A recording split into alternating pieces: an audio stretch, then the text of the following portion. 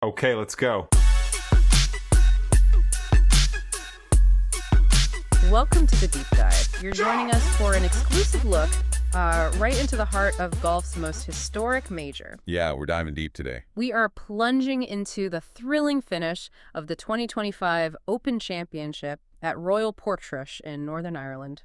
Wow, what a week that was. It really, really delivered. I mean, we saw not just the coronation of a truly dominant winner in Scottie Scheffler, but also some, incredibly compelling human storylines. Absolutely. Players like Rory McIlroy, Bryson DeChambeau, stories that really resonated. They did, with so many people. So our mission today is pretty clear. Mm-hmm. Unpack all of it for you. We've got a great stack of sources here.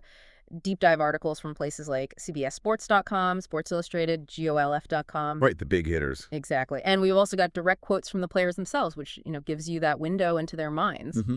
Always insightful. And even some, unfiltered reactions from fan forums to really get the pulse of the crowd. Oh, that's interesting. Good to get that perspective, too. Yeah, so we're going to pull out the key nuggets, the moments, the money, the mindset behind it all. You'll walk away not just informed, but hopefully with some genuinely surprising facts and maybe something to think about. Okay, let's do it. So where better to start than with the man who just owned the week, Scottie Scheffler. Definitely. His win at Royal Portrush was, it was a masterclass in every sense of the word. Yeah. He finished with an incredible total score, 267. That's 17 under par. 17 under. Just amazing. And that secured him a commanding 4-shot victory in the end. 4 shots. Pretty comfortable, really. And, whenever we talk majors, the money comes up. The total purse for this Open was pretty hefty, $17 million. $17 million total. And Scheffler, as the champion, he took home a cool $3.1 million check. Which is actually the same amount as Andrew got last year, right? Exactly the same. Yeah. But what's really striking here, maybe if we zoom out a bit, yeah, is that the Open's total purse, that $17 million, it's actually less than other majors. Right, less than the Masters or the U.S. Open, for instance. And even less than some of those PGA Tour signature events. Mm-hmm. Yet it has this immense historical weight, doesn't it? Money can't really buy that. Precisely. For the Open, the significance, it just isn't about the prize money primarily. No, it's about that claret tug, golf's oldest major trophy. And earning that title, Champion Golfer of the Year. That says it all, really.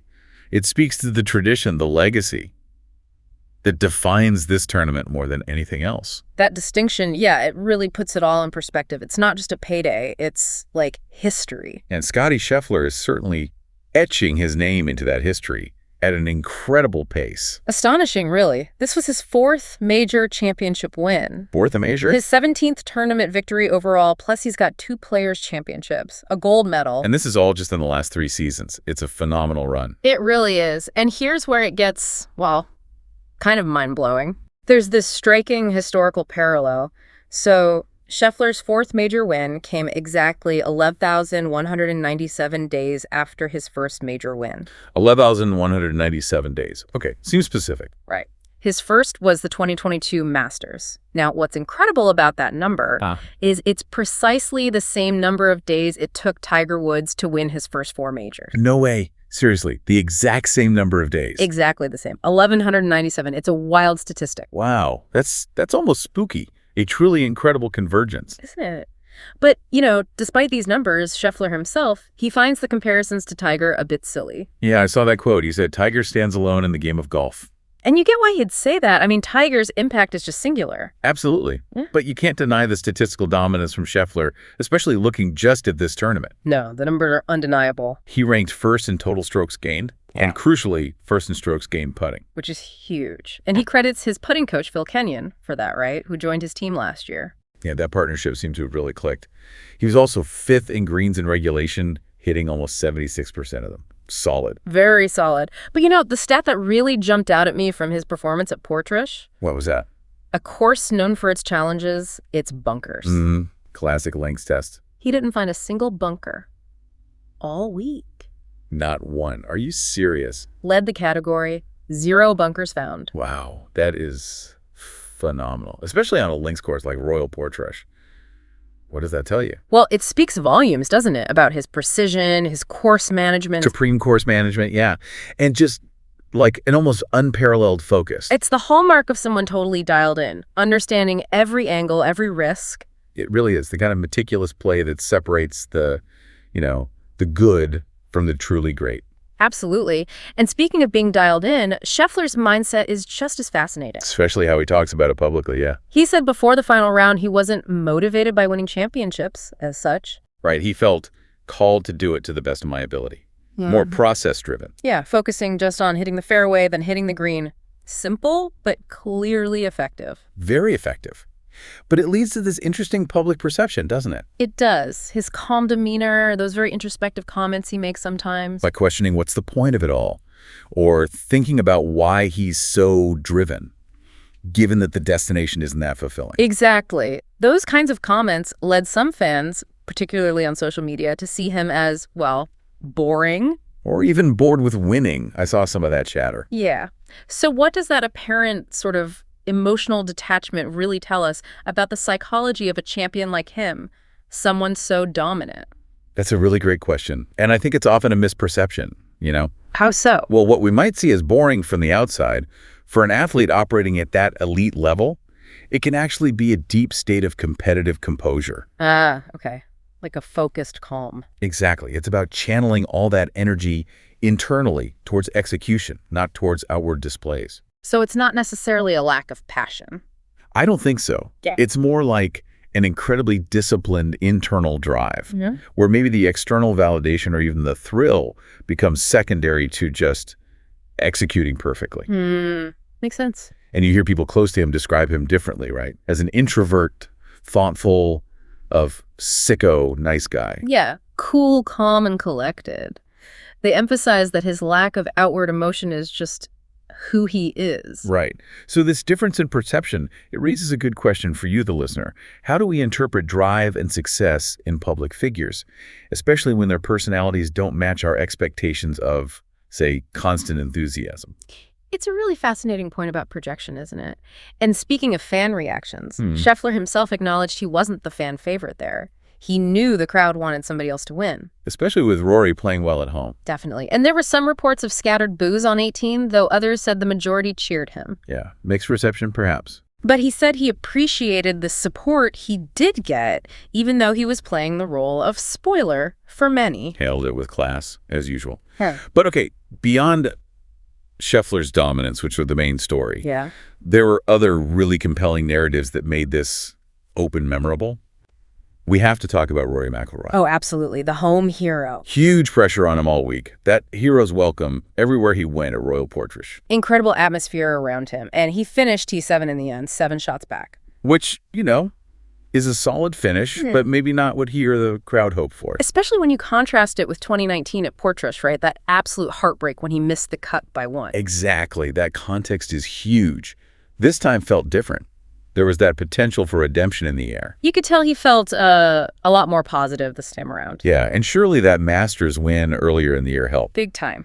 Lifting that decade-long major drought pressure must have been immense. For sure. And his Saturday round, that 66, was memorable. It gave some faint hope for Sunday. It did. But then that double bogey on the 10th hole on Sunday. Yeah, that effectively ended the chase for the Claret Jug, didn't it? Pretty much sealed it. But even without the win, that walk-up 18 on Sunday. Oh, incredible moment. The descriptions were amazing, raucous applause, an overwhelming hero's welcome. A moment he said he'd remember for a long time. You saw that genuine gratitude to the crowd. You really did. Despite not winning, that connection was clear. Definitely. And then there's another incredible turnaround story. Bryson DeChambeau. Oh, yeah. What a roller coaster for Bryson. Totally. He starts the tournament with a shocker. A 78 in round 1. 78? I mean, you think he's effectively eliminated right out of the gate? Completely. Done for the win, surely. But then he just battles. Grinds to make the cut on Friday. Which was impressive in itself after that start. And then puts together this incredible weekend. Rounds of 65, 68, and closes with a 64. 64 on Sunday. That's amazing. So what was that, 16 under par over the last 3 rounds? 16 under after starting so poorly. Just unbelievable golf to grab a top 10 finish. Wow. And that performance, surely that seals his spot on the Ryder Cup team. You'd have to think so. Coming off that start, showing that fight, it almost certainly locked it up. And what did he say afterwards? Well, he was candid. Said he was super proud of turning it around. Adopted this every time is go time mentality. Love that. And he had a funny comment about Scheffler, too.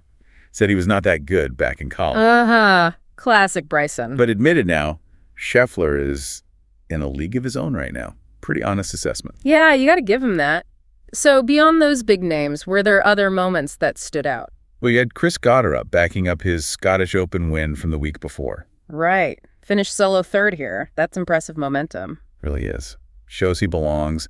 And then you always get those moments, those human moments. Like Sergio.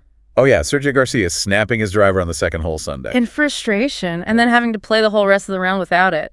Brutal.